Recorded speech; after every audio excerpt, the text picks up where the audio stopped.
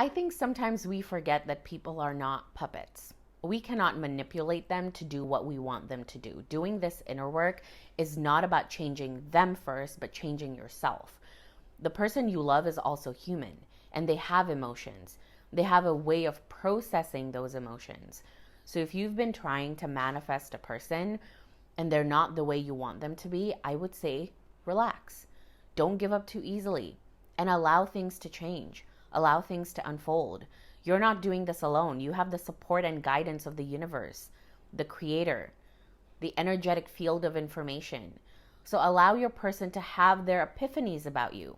We're not living in a movie where somebody breaks up with you one day and wants to marry you right the next day. It's just not how the process is. Maybe that can happen since everything is possible, but don't let that make you feel bad if it doesn't happen to you.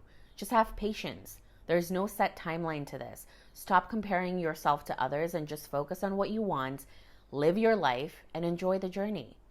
I hope that helps. Ask me any questions in the comments below. Follow for more, and I'll see you next time.